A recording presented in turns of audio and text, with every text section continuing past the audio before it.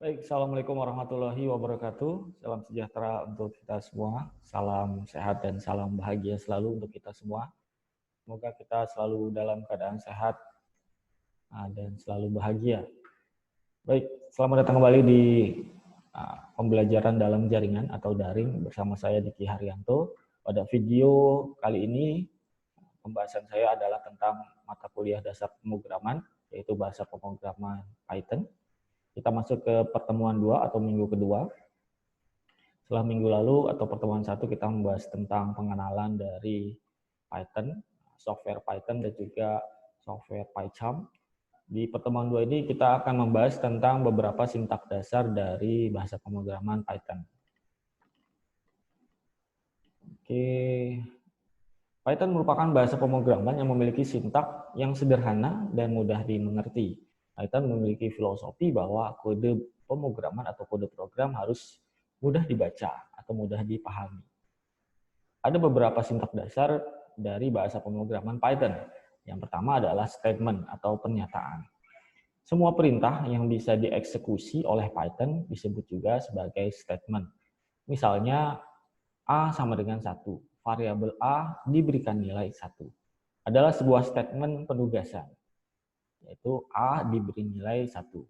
Selain statement penugasan, ada juga statement lainnya, seperti statement if atau branching, pada branching ya, atau statement for pada looping, dan lain sebagainya.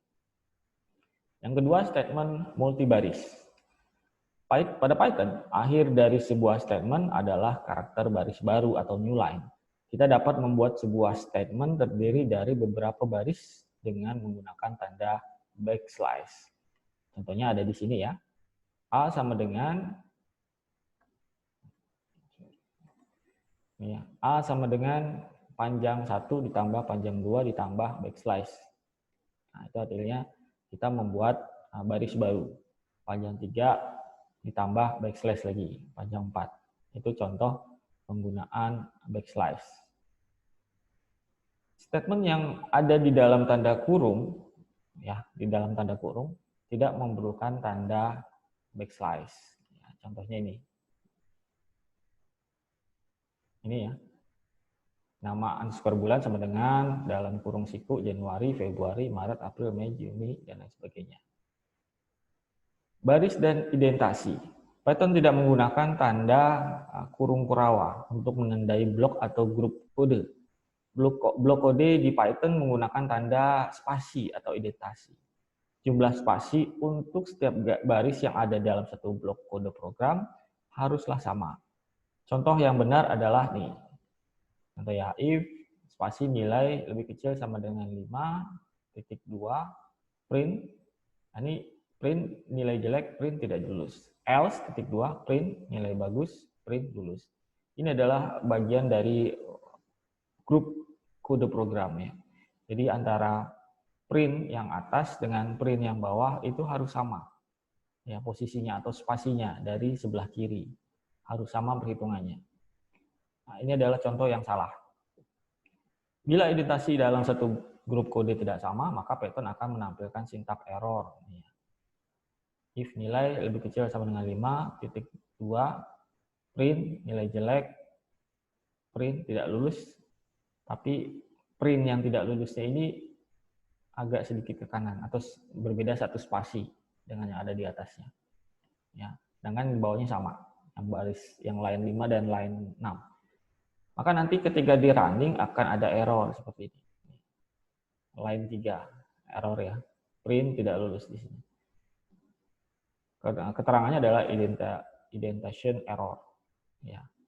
Jadi harus sama spasinya, jumlah spasinya dalam satu kode, dalam satu grup kode program. Tanda kutip di Python ya. Python menggunakan beberapa tanda kutip. Ada tanda kutip tunggal, ada tanda kutip ganda, maupun ada yang triple. Tapi menggunakan tanda kutip tunggal ya. Tunggalnya 3 kali. Gitu. Untuk menandai sebuah string.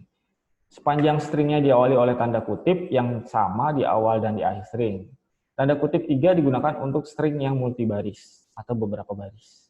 Nah, contoh ketiga dari tanda kutip ini ya. Ini kata, ini contoh yang kutip tunggal. Jadi hanya satu kata. Lalu yang kutip ganda itu berbentuk kalimat. Ya, nih, contoh ini adalah kalimat menggunakan kutip ganda. Sedangkan yang paragraf atau multibaris ini ya menggunakan tanda kutip 3 kali. Ya, kutip ganda ya, kutip ganda 3 kali. Bukan kutip tunggal, tapi kutip ganda 3 kali. Ya, 1, 2, 3, lalu ini adalah paragraf terdiri dari beberapa baris. Tutupnya juga sama dengan kutip ganda sebanyak 3 kali. Tapi sebenarnya kutip ganda ini jarang sekali digunakan ya. Yang sering digunakan yang ini, yang kutip tunggal dan kutip ganda yang berupa kalimat. Next, komentar di Python. Tanda pagar digunakan untuk menandai komentar di Python. Komentar tidak akan diproses oleh interpreter Python. Jadi tidak akan dianggap itu adalah sebuah statement atau perintah atau kode program. Jadi komentar hanya berguna untuk seorang programmer untuk memudahkan memahami maksud dari kode tersebut.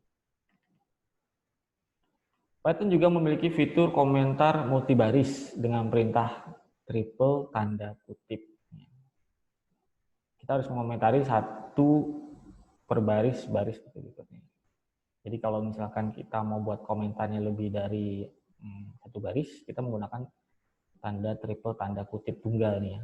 Tapi jarang digunakan, biasanya hanya satu baris menggunakan tanda ini, pagar. Komentar nggak perlu banyak-banyak sebenarnya ya, cukup satu baris saja, itu juga sudah cukup sekali. Tapi kalau misalkan mau lebih dari satu baris, kita pakai ini. Kutip tunggal, tapi sebanyak 3 kali. Di awal dan di akhir. Next, kita masuk ke variabel dan tipe data pada Python.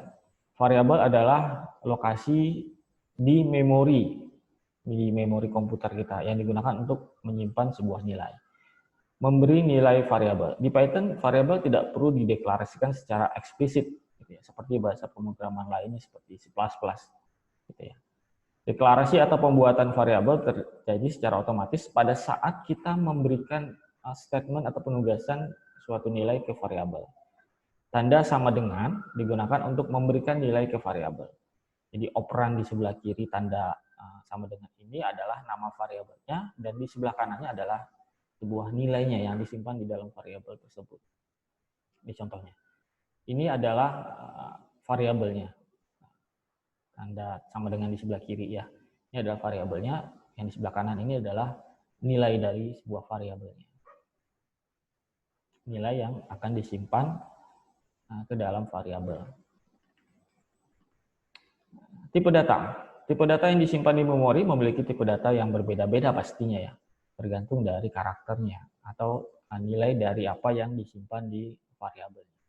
Misalnya untuk panjang akan disimpan dengan tipe bilangan, nama orang akan disimpan dengan tipe data string, suhu atau bilangan yang berbentuk koma akan disimpan dalam bentuk bilangan koma atau float, dan lain-lain.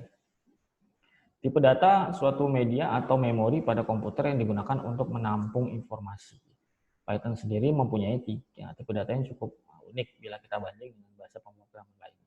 Beberapa tipe data pada bahasa pemrograman Python. Tapi sebenarnya hampir mirip-mirip juga ya dengan beberapa tipe data di bahasa pemrograman lain. Contohnya Boolean. Ini Boolean juga ada di C++ juga ada. Boolean ini nilainya true or false ya, benar atau salah. Kalau true nilainya 1, kalau false nilainya 0. Lalu ada juga string. String ini untuk menampung nilai pada variabel yang berbentuk string atau karakter atau kumpulan karakter. Contohnya kalimat. Bisa berupa huruf angka. Dan pastinya diapit dengan tanda kutip. Ada juga integer, ya, menampung nilai bilangan bulat. Float untuk menampung nilai bilangan yang mempunyai koma atau desimal. Dan lain sebagainya. Saya yang sering digunakan yang ini nih. Boolean, string, integer, float. Itu tipe data yang biasanya sering digunakan. Next, selanjutnya tentang input dan output ya, pada Python. Python menyediakan banyak fungsi built-in yang bisa kita gunakan. Salah satunya adalah yang berkenaan dengan fungsi I/O atau input-output. Fungsi bawaan untuk melakukan operasi output adalah print, buka kurung tutup kurung ya. Dan fungsi untuk melakukan operasi input adalah fungsi input. Pada Python 2 memiliki dua fungsi built-in untuk membaca data dari input. Ada menggunakan fungsi input ini ya, dan juga menggunakan raw underscore input. Dengan Python 3 fungsi raw underscore input tidak lagi digunakan. Jadi kita cukup menggunakan yang ini, yang simple input, ya, menggunakan perintah input. Selain itu, input berfungsi membaca data dari keyboard sebagai string, terlepas dari apakah itu tertutup dengan tanda kutip atau tidak. Contoh, jika variabel dengan tipe data string, ini sama dengan input, ini perintah inputnya ya, perintah built-in-nya, kurung buka, kutip 2, masukkan nim Anda, kutip 2, tutup kurung. Nah, ini adalah perintah untuk memasukkan sebuah string ke variabel nim. Oke, ini adalah tipe data string. Sedangkan untuk tipe data integer ya, ini contohnya angka sama dengan int, bukan integer ya, tapi int disingkat, kurung buka input, kurung buka masukkan angka. Jadi untuk tipe data selain string itu mendeklarasikan tipe datanya. Tapi kalau string seperti nim, seperti nama Anda, seperti kelas,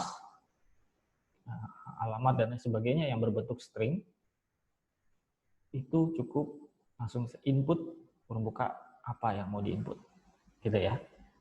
Jadi nggak perlu mendeklarasikan tipe datanya. Selanjutnya output. Tadi sudah input, sekarang output. Cara termudah untuk menghasilkan output adalah dengan menggunakan pernyataan cetak di mana Anda bisa melewati nol atau lebih banyak ekspresi yang dipisahkan dengan koma. Fungsi ini mengubah ekspresi yang kita berikan ke string dan menulis hasil ke output standar sebagai berikut. Contohnya ini ya. Print, kurung buka, kutip 2, Python adalah bahasa pemrograman yang hebat. Kutip 2 tutup, kurung tutup. Ya. Nah, ini contoh mencetak nilai variabel pada Python. Ya. Nim input masukkan nim, ini stringnya, nim termasuk string. Ya, kenapa string? Padahal nim itu berbentuk angka ya.